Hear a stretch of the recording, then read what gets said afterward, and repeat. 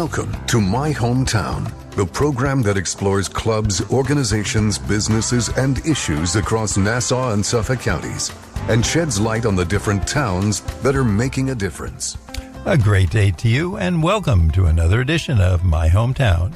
I'm your host, Bill Horan, and our special guest today is Steve Klein, first Vice-President of FASNY, the Firemen's Association of the State of New York. We'll talk about volunteer firefighting, its responsibilities, rewards, and recruiting, and who would make a good candidate to join his or her local fire department. Steve, welcome to the show. Oh, thank you, Bill. Thanks for having me.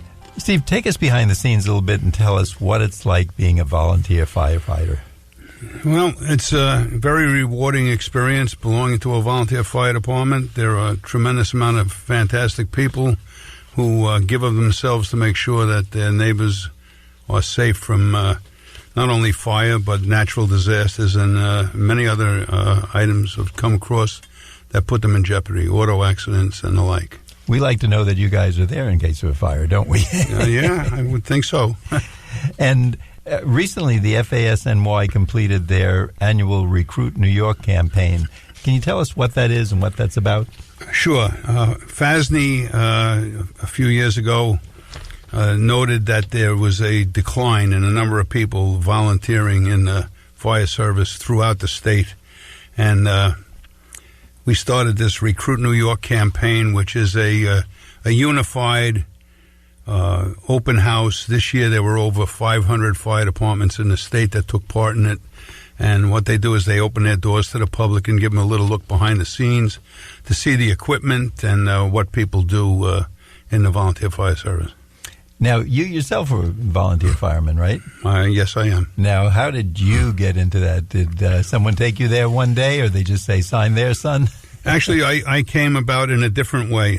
When I was a senior in high school, my father had a medical emergency, and the fire department at the time came and tried to help him, and unfortunately they weren't successful, but I made up my mind then that I was going to pay back somehow the community, because I saw what they did for my mother and sister. I wasn't actually home when this happened, but I saw how they treated my family, and I knew that I had to do that for somebody else if I had the opportunity. That's really nice of you. I thought someone kind of got you hooked in, because usually we see someone older than us at the time, whatever that might be. If you're 18, there were people that I knew that were in the fire service, and I had in the back of my mind that someday I would do it, but that really is what cemented my wish to give back to the community. It's really great of you. And again, as I say, without our volunteer fire people, I guess we should really call them today, because there's men and women. Am I correct? Absolutely.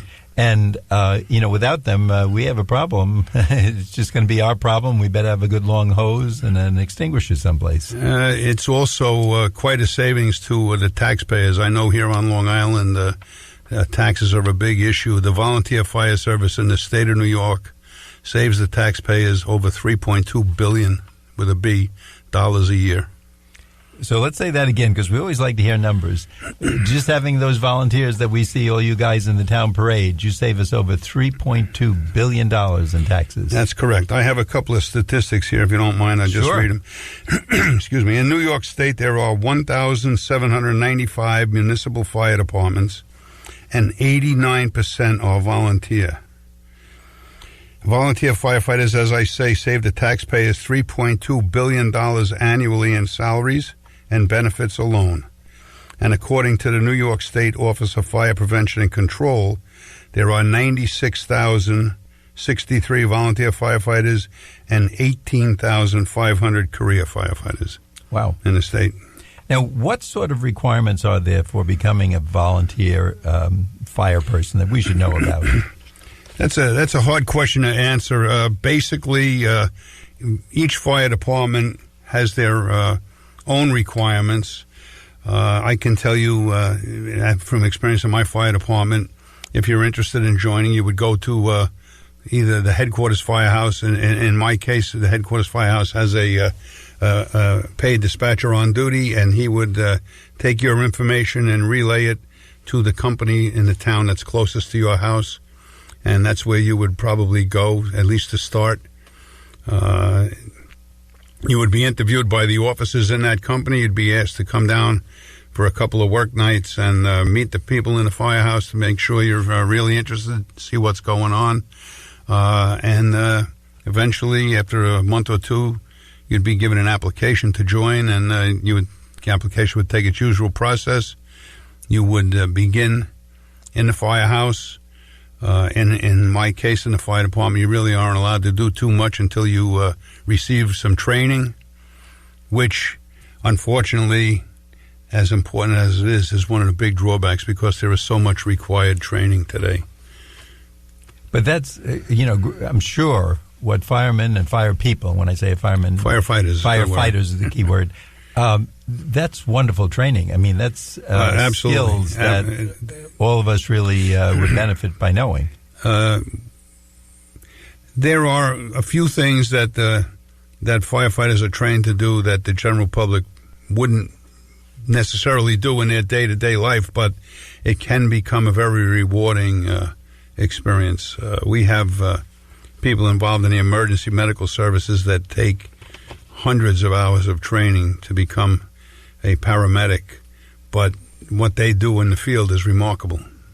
Now, other age requirements we should know about, height, weight, anything else that they might say that we should be aware of? Again, some fire departments have different rules. In my fire department, you cannot join once you reach the age of 55. There is a required medical exam that has to be given and a physical test, but... well, that makes sense. Yeah, absolutely. I mean, you don't want someone who maybe would strain their heart or certain muscle. I mean, if they weren't capable of doing it. Absolutely. Now, I've always been amazed at this because I think it's wonderful that people are willing to do it. But there's got to be something good, like good hot dogs or free beer or something. Why do these volunteer firefighters volunteer? I don't really think that most people join for other reason other than the fact that they want to serve the community. There are some young people that get involved because they're into sports, and fire service has softball teams. They have bowling teams. They have some departments have hockey teams to keep the camaraderie and the team spirit alive. I know there's a volleyball tournament every year in Nassau County that a lot of people attend that, but it's very rewarding. Just doing the job is a rewarding thing, and I think most people, when they get in and see how rewarding it is, that's incentive enough. What about if there's any high school students listening or their parents? Is there anything that you'd like them to know about volunteering, or even students in local colleges, community college? Well, I got a couple of things I'd like to say about that. Number one, as I said, I lost my father at a young age. When I did go down to the firehouse and join the fire department, there were a few men there that basically became my surrogate fathers. They took a young person that was basically lost and made that person into what I am today, and I'm very grateful for that. But what you should also be aware of, that the Firemen Association of the State of New York has a scholarship program. We give away 20 scholarships every year to members of our association. We have a tuition reimbursement program that we can assist with people that may not be able to get a college education if they didn't have some of our assistance. Personally, I used to have people come up to me with resumes, and sometimes it was very, very minimal what they had on there. It was their schooling, and that was pretty much it. And just recently I met a student, it was coincidentally, that was here at Nassau Community College, and he said he's a volunteer fireman. He was telling me some of the things he was doing. And I thought, wow, if I was hiring someone, all things equal, I would rather have someone like him because, first of all, he shows initiative. He shows learning, real-world learning, hands-on, and that he's given back to the community. And it says a lot about his character. So right there, he kind of gained several points to me, maybe not this with every employer, but certainly with me, that he would seem to be ahead of what we might call an immature pack, meaning they're going to be immature, that they're from high school or college. But he's had some real-world experience working with people, and probably better than most of us because he's been out there saving lives. It's a very eye-opening experience, and you're absolutely right about world experience. there are things that go on in everybody's community that most of the people in the community aren't aware of, and due to the nature of the first responder, you become aware of a lot of things that are going on. How about people today who might be either under a disability, or you mentioned there was an age limit of 55, and health requirements? Suppose they really want to do this. Maybe a parent was with the fire department, or they're just really into it, because the fire people seem really dedicated. It seems like they're a big family, the ones I've met. No matter what town or wherever, absolutely, they're all firefighters, and they're all connected somewhere in there. They must have a drop of the same blood. Connection around the world. So if somebody wants to get in there, are there other jobs within the fire department that you need these people for? Or there are departments that will take people in a non-active firefighter status, and these people will be more or less a social member, but they'll be permitted to do certain things when it comes to fundraising and work around the firehouse, help out where help is needed. And there's always room for people of all sorts of ways. So if we're in doubt, call up that local fire department. Call a local firehouse. That's the best way to get started, is to go down to your local firehouse and knock on the door, and when somebody answers, tell them you're interested. And I think we said that before, you're going to be, if you're someone in Mineola or Levittown or Riverhead, probably you're going to be working right there in your own town. Absolutely. So another nice benefit, you're not going to have to travel from Riverhead to Hempstead or vice versa. Oh, no, you work right in your local community. Your local community, you're getting to know the people there. And absolutely. That's kind of a win-win. Now, when I introduced you, you mentioned, and I said that you were the first vice president of, you called it FASNY, F-A-S-N-Y, the Firemen's Association of the State of New York.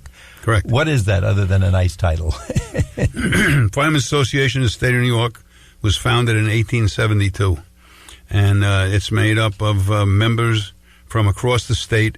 We represent the 96,000 firefighters, the volunteer firefighters. We currently have approximately 45,000 members that belong to our association. We work with legislation. We work with codes, trying to make the safest possible construction, and get the certain legislation passed that will help protect the volunteer firefighter and also the public that the firefighter serves. So you're still doing this. I mean, you were out there putting out fires, actually, as a volunteer fire person. Absolutely. But now you're actually working for the administrative organization, yes, and you're still volunteering. Absolutely. And what did you tell me? How many thousands of miles did you already put in this year or this month? In the last 3 weeks, I've traveled 3,000 miles around the state of New York. Just volunteering, putting your time? Going to different meetings and attending some legislative outreach programs, and visiting firefighters around the state. Well, on behalf of all the residents of the local areas here on Long Island, thank you. And I'm sure I'm saying it for many people, because we do appreciate it. We don't get the chance. We wave to you in parades when you pass by on Labor Day and Memorial Day, etc. But other than that, we probably don't get the chance to come up and say thanks. But without you, those fires would be burning. So, and the odd thing is that a simple thank you from the community is all the pay that most volunteer firefighters want. So, what do you personally, Steve Klein, what do you like best about being a volunteer firefighter and now vice president of FASNY? I like the camaraderie and meeting all the different fellows and ladies from around the state, and just the interaction. It is one big family. A big family, and you have a lot more friends than most of us. Yeah. Your Facebook account must have, you have to pay double or triple what the most of us have to pay, right? Steve, at this point in the show, we like to take a brief break, so we'd like to let our audience know that you've been listening to My Hometown on 90.3 WHPC. Our guest today is Steve Klein, the ex-chief of the Oceanside Volunteer Fire Department, and now the first vice president of FASNY, the Firemen's Association of the State of New York. We'll be right back after this brief intermission. Hope you enjoyed your meal. And I just want to say, he's lucky to have a brother like you. Lucky? Caring for my brother is far from easy. Waking up every day, lifting him from the bed to the wheelchair to the car to get him to therapy on time, it's no small task between the doctors and the diagnosis, but nothing can disable this love. This is my big brother, my hero. He's part of me, like my arms and legs. so I'll be his. See,